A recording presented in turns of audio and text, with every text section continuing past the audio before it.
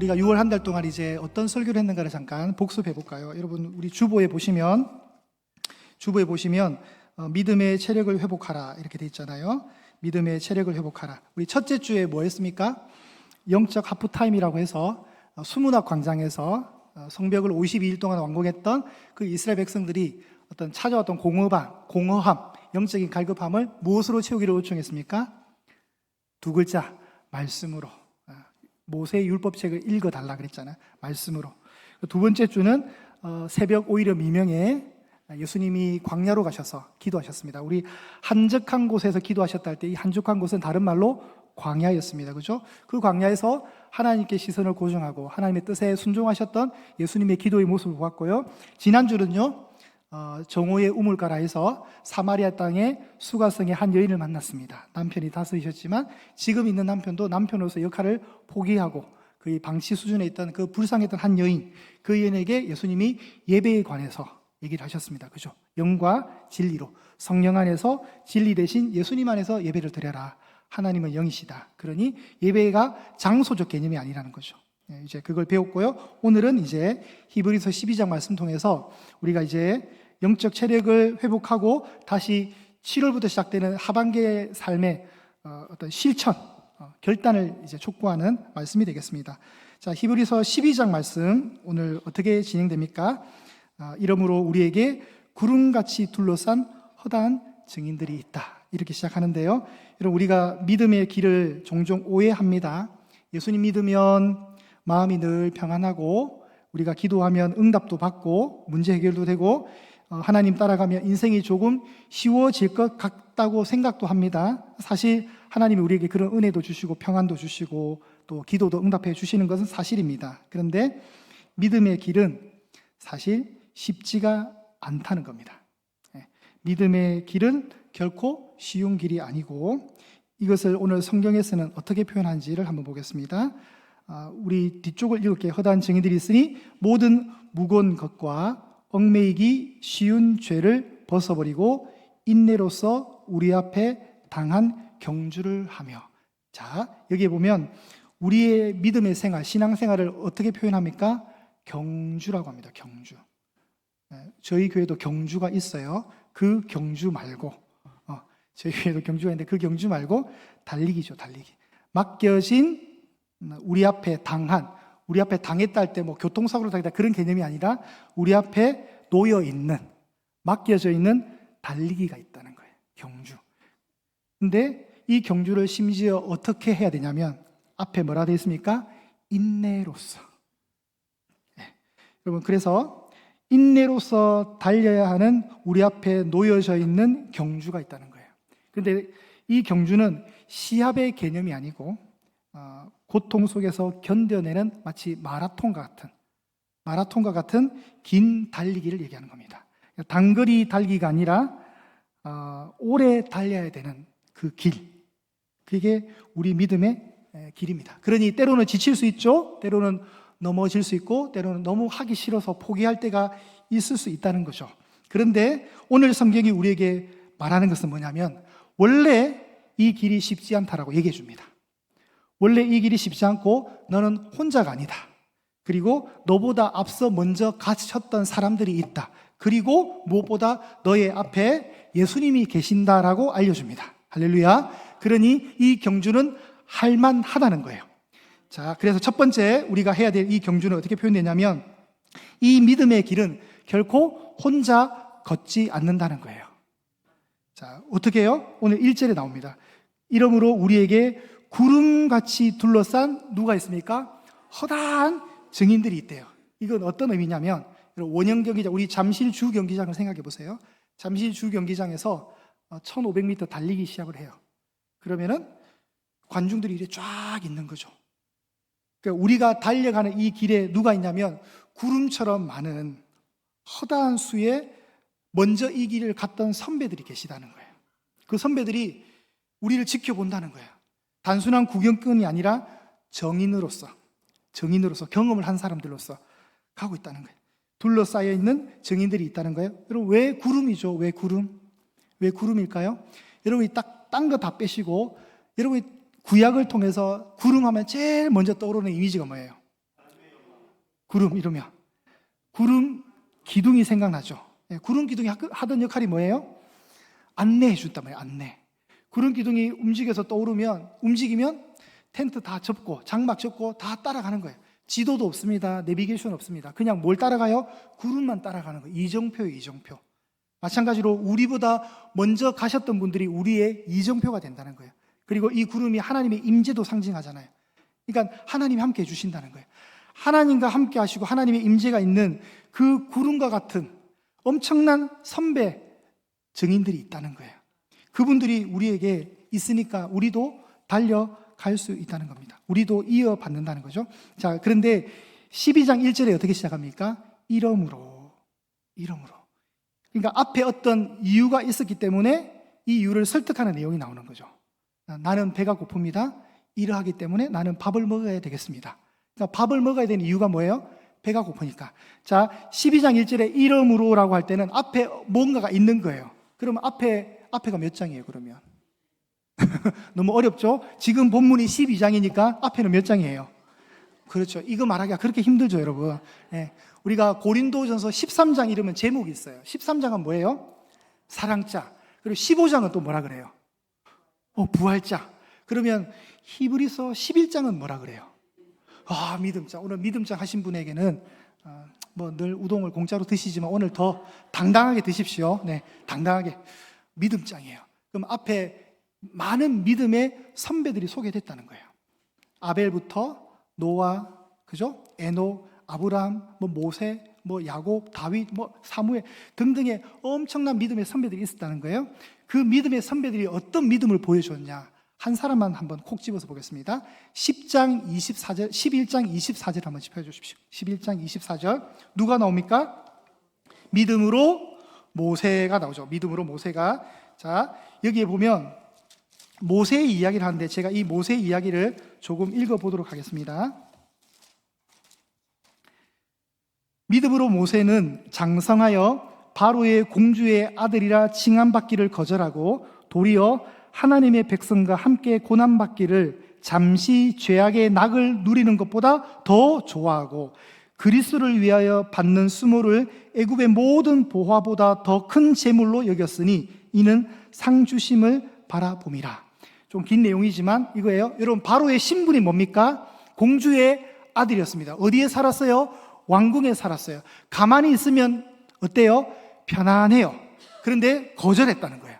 무엇으로? 믿음으로. 난 필요 없다. 그리고 도리어 하나님의 백성들과 함께 고난받기를 어떻게 했다?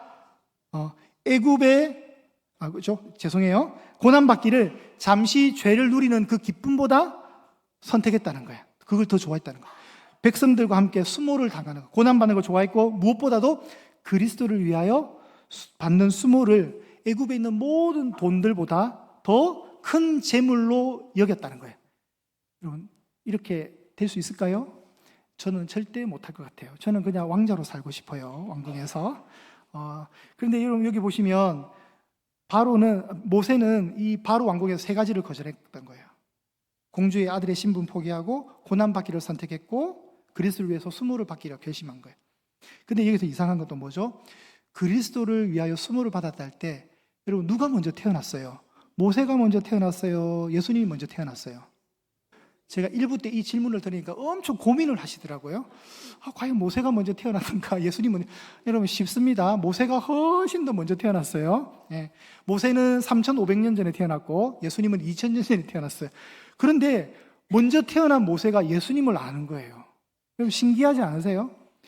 모세는 예수님 본 적도 없는데 여기에 뭐라 나오죠? 26절에 그리스도 예수님을 위하여 수모를 당하겠대요. 이게 뭐야? 그러니까 구약에 있는 이 믿음들이 전부 다 신약을 향하는 거예요. 구약의 믿음들도 복음이 있어요. 복음이. 모세도 그랬고 아브라함도 그랬고 다윗도 그랬고 희미하게 그리스도를 보았어요. 선명하진 않았지만 뭔가를 직감한 거죠.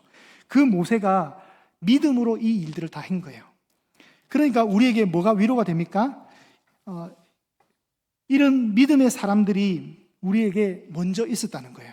그런데 11장에 나오는 노아, 아브라함, 모세, 다윗 이런 사람들이 완벽한 사람들이었어요?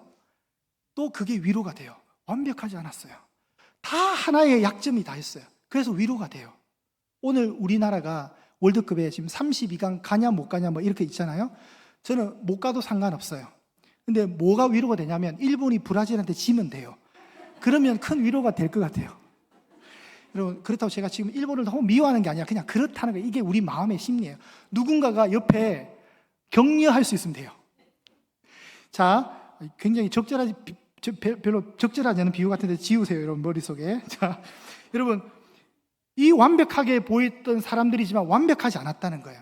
이 사람들도 여전히 하나님 앞에서, 사람들 앞에서 실수했어요. 그럼에도 불구하고 성경이 이들을 믿음의 증인으로 세우는 이유는 완벽해서가 아니라 하나님께 붙들림 받아서 그런 거예요. 그래서 11장은 인간의 위대함을 얘기하고 싶은 게 아니라 뭐예요? 그들 입에서 이 말을 듣고 싶은 거예요. 이 믿음의 선배들이 우리에게 뭐라고 얘기하냐면, 나도 두려웠다, 나도 흔들렸다, 나도 넘어졌다. 그런데 하나님이 신실하셨다. 하나님이 나를 포기하지 않았고 하나님이 나를 버리지 않았다. 그러니 너도 포기하지 말아라. 이게 히브리서의 핵심이에요. 고난 앞에, 믿음의 경주 앞에, 너희 앞에 놓여있는 이 믿음의 경주 앞에 너도 포기하지 말아라. 우리도 왔지 않느냐 이거예요. 우리가 완벽해서 온 게 아니라 우리가 붙들림 받았기 때문에 올 수 있었다. 그 관중석에 앉아있는 그 믿음의 사람들이 지금 우리를 응원해 주고 있는 거예요. 계속해서 달릴 수 있도록. 여러분, 한 번씩 우리가 믿음이 좌절될 때 드는 생각이 뭐죠? 왜 내 믿음은 이 모양일까? 왜 나만 이런가? 왜 내 기도는 안 되지? 나는 왜 이렇게 발전이 없지? 내 믿음 왜 이렇게 약하지라고 우리가 말을 할 수 있다는 거예요, 사실. 그럴 수 있잖아요. 너무 달려갈 길이 머니까. 단그림에 후딱 해치면 되는데 달려갈 길이 멀단 말이에요. 그런데 성경은 아니야, 너만 그런 게 아니야. 위로를 해준다는 거예요. 믿음의 선배들이 이 길을 걸었어요. 그들도 여러분 기다렸고, 그들도 울었고, 그들도 견뎠고, 그들도 붙들렸던 거예요. 그래서 믿음이란 모든 것을 다 알기 때문에, 모든 것을 이해했기 때문에 가는 게 아니에요. 그냥 하나님이 신실하시니까 하나님 믿고 가는 길이에요. 다 이해할 수 없지만 하나님이 너무 확실하신 분이시니까, 하나님이 믿을 만한 분이시니까, 신실하신 분이시니까, 참되신 분이니까, 말씀하시면 반드시 이루시는 분이시니까 그 사실 믿고 가는 거예요. 어제도 오늘도 영원토록 변하지 않으신 분이니까 그 사실 하나 붙들고 간다는 거예요. 두 번째, 믿음의 길은 벗어버려야 할 길이라는 거예요. 여러분, 무거운 거 지고 달리기 하실 거예요? 발에 모래 주머니 차고 달리실 거예요? 두꺼운 패딩 입고 달리실 거예요? 어깨에 여러분 가방 메고 달리실 거예요? 최대한 짐을 내려놓고 달리셔야 된다는 거예요. 그래서 성경이 뭐를 얘기하죠? 1절에 보시면 모든 무거운 것과 얽매이기 쉬운 죄를 벗어버리라는 거예요. 벗어야 돼요. 가볍게 해야 돼요. 여러분, 마라톤이잖아요. 마라톤은 너무 많은 시간을 소요한단 말이에요. 그러니 우리를 얽매이 있는 것들, 우리를 무겁게 하는 것들 다 버려야 돼요. 여러분, 좋은 의도 속에 내 삶의 활력소를 위해서 여러 가지 취미생활과 사회활동 같은 거, 봉사활동 같은 거 할 수 있습니다. 너무 좋죠. 동호회도 할 수 있고, 그죠? 동창회도 갈 수 있는 거야. 그런데 주일 예배 포기하면서 가실 가치는 없는 거예요. 예배를 버리고 예배를 접고 할 만한 그 이유도 없어요, 여러분. 그 어떤 이유도. 주객이 전도되는 거예요. 이게 너무 내 삶의 활력소를 했는데 어느 순간 이게 나의 주인이 된 거예요. 여러분, 우리 지난주 설교에 구소령 포로 수용소 제가 얘기했잖아요. 제가 쇼츠 올렸거든요. 그게 여러분 어떤 내용 나옵니까? 잡혀왔던 그리스도인들이 너무 예배가 드리고 싶었던 거예요. 예수님의 특히 고난을 상징하는 그 성찬의 예배를 한번 드리고 싶었던 거예요. 그걸 위해서 사람들이 어떻게 합니까? 빵을 배급으로 받을 때 그 빵 조각 조금씩 떼었다 모아두고, 우리 다음 주 성찬식 할 건데 포도즙이 없으니까 그 어떻게 발견한 포도, 어떻게 겨우 얻은 포도 한 알, 그거 한 송이도 아니고 한 알, 그 즙 짜가지고 모아두었다가 그들이 약속한 날짜에 조용히 은밀하게 그 예배를 드릴 때 그 예배의 공간이 진짜 하나님의 임재가 있는 공간, 그 한 번의 예배를 소중하게 여기는 그 태도, 하나님 받으신 예배인 거예요. 그런데 우리의 예배는 어때요? 형식만 남고 중심이 없으면 이사야 1장이 고발하는 하나님 마당만 밟는 거. 제발 그 우는 맹맹거리는 그 염소 데리고 오지 마. 나 그거 양 안 받을 거야. 그거 데리고 줘. 나 지겹다 얘들아. 그런 예배 드리지 마. 내 마당만 밟는 그런 행동들 하지 마. 여러분, 이게 주객이 전도된 거예요. 예배를 버리고 어떤 일을 할 만한 그 어떤 세상의 지구상에 가치 있는 건 없어요, 여러분. 여러분, 예배가 그런 거예요. 여러분의 예배를 방해하는 무거운 짐들 다 버리시길 바랍니다. 가지가 너무 많을 때 어떻게 해요? 가지치기 하잖아요. 왜 가지치기 해요? 나머지 부분이 잘 자라야 되니까. 쓸데없는 그 가지들이 영양분을 뺏어버리니까 하는 거예요. 맞죠, 여러분? 우리를 방해하는 신앙적 방해 요소가 있는 그 무거운 짐들을 벗어버릴 수 있기 바랍니다. 그리고 또 하나, 얽매이기 쉬운 죄라는 게 있는 거예요. 얽매이는 죄가 뭐예요? 우리 다 죄인이잖아요. 우리 알아요. 우리가 얼마나 못나고 못됐는지, 우리가 얼마나 형편없는 우리의 자아가 있는지 우리 알잖아요. 여러분, 죄라는 거는 내가 처음에는 죄를 선택하지만 시간이 지나면 죄가 나를 끌고 가요. 술을 내가 마시지만 나중에 어떻게 돼요? 술이 나를 마시잖아요. 똑같은 거예요. 내가 분노합니다. 처음에 분노는 내가 사용하는 것 같지만 나중에는 분노가 나를 그냥 지배해버려요. 처음에는 내가 비교하는 것 같지만 훗날에는 비교가 내 마음을 그냥 갉아먹는 거예요. 그래서 늘 막 인정 욕구, 칭찬받아야 되는 거, 그런 것들을 막 고민하고 또 세상 미래에 대한 시간 염려하면서 그 염려 붙들면 나중에 염려가 나를 그냥 삼켜버려요. 어떻게 해야 돼요, 여러분? 그런 죄들을 빨리 벗어버리는 거예요. 왜 그러냐면 여러분, 우리는 예수님 때문에 더 큰 것을 보았기 때문에. 여러분, 우리가 인정받고 싶어 하잖아요. 이 인정의 그 굴레에서 벗어나는 것 딱 한 가지예요. 하나님은 여러분이 이미 받으셨어요. 하나님이 여러분을 먼저 인정하고 받으셨기 때문에 사람들의 인정에 목마를 필요가 없다는 거예요. 두 번째, 불안할 수 있습니다. 이 불안을 못 내려내요. 근데 여러분, 불안하실 필요가 없는 게 뭐죠? 하나님이 우리를 책임지신대요. 너희 모든 염려를 주께 맡기라. 아무것도 염려하지 말래요. 오히려 그 말씀 붙드는 게 나아요. 그래서 불안이 우리의 짐이 될 수 없는 거예요. 물론 저도 불안해요. 두려움이 있어요. 그렇지만 또 생각하는 거죠. 하나님 말씀이 있으니까. 그러니 여러분, 태양이라는 빛을 보면 자그마한 촛불, 거리에 있는 조명들은 별로 의미가 없는 거잖아요. 여러분, 우리는 이미 너무 큰 걸 경험한 거예요. 너무 크신 하나님을 먼저 본 거예요. 그러니 충분히 이 얽매이기 쉬운 죄들을 벗어버릴 수가 있습니다.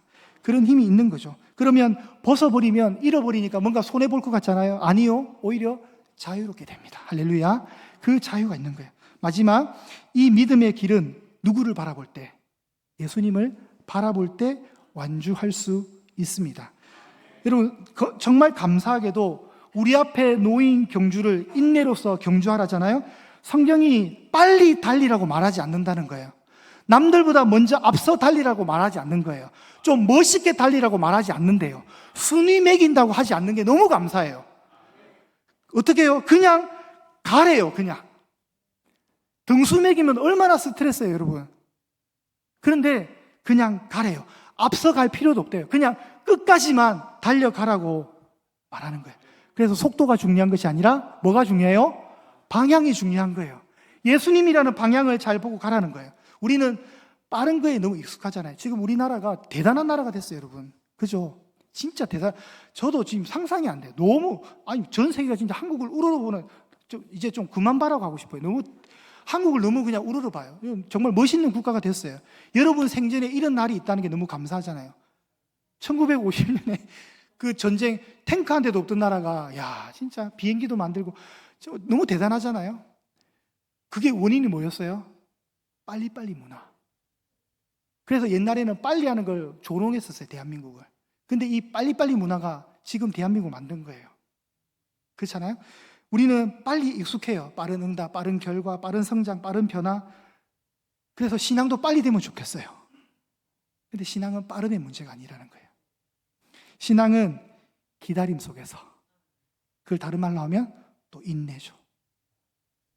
하나님이 아브라함을, 요셉을, 다윗을, 그죠? 이런 모든 믿음의 조상들을, 믿음의 선배들을 전부 다 기다림 속에서 훈련시켰어요.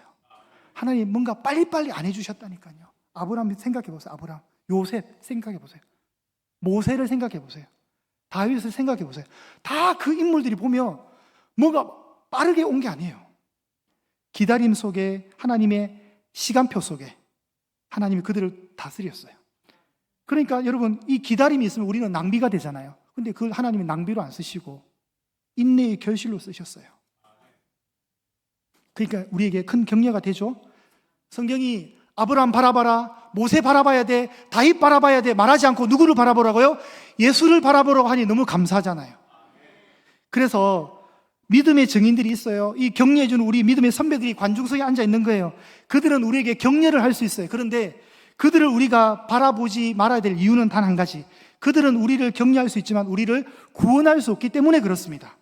오직 예수님만 우리를 구원할 수 있으니까 구원자이신 예수님을 바라보는 거예요. 예수님이 우리에게 너 더 빨리 달려야 돼, 그러면 내가 너 받아줄게 하지 않으셔요. 내가 먼저 달렸으니까 끝까지만 와, 여기까지. 그래 여러분, 가셔야 되는 거예요. 예수님이 기쁨이 있으셨대요.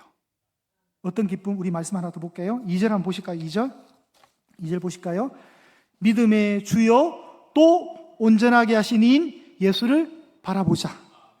그는 그의 앞에 있는 뭐를요? 기쁨을 위해서. 여러분, 예수님이 기쁨을 위해서, 뭐를 위해서요? 기쁨을 위해서 뭘 참으셨다고요? 십자가를 참으셨대요. 십자가. 믿음의 주, 여러분, 시작이란 뜻이에요. 온전하게 하신다, 완성자란 뜻이에요. 시작과 끝. 시작과 끝을 주관하시는 예수님을 우리가 바라보는데, 그 예수님이 왜 예수님에게 기쁨이 있었냐면 기쁨이 있었기 때문에 이 십자가를 참았다는 거예요. 어떤 기쁨이 있었어요? 우리를 구원하시는, 자기 백성을 구원할 수 있는 기쁨이 있었던 거예요. 아, 내가 이 십자가의 일을 하면 하나님 앞에 범죄했던 이 나의 백성들이 하나님께 갈 수 있구나. 잃어버렸던 자녀들을 다시 아버지 품에 안겨드릴 수 있구나. 구원자로서의 기쁨이 있었던 거예요. 여러분, 마태복음 1장 21절에 아들을 낳으리니 이름을 예수라라.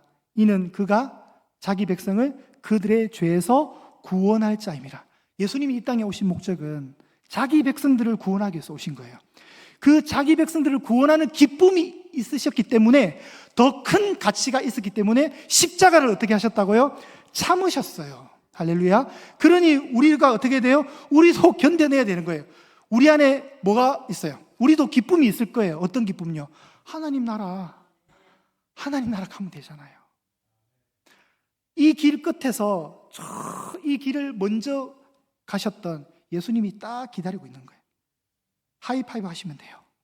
여러분, 예수님이 우리 고통 모르지 않잖아요.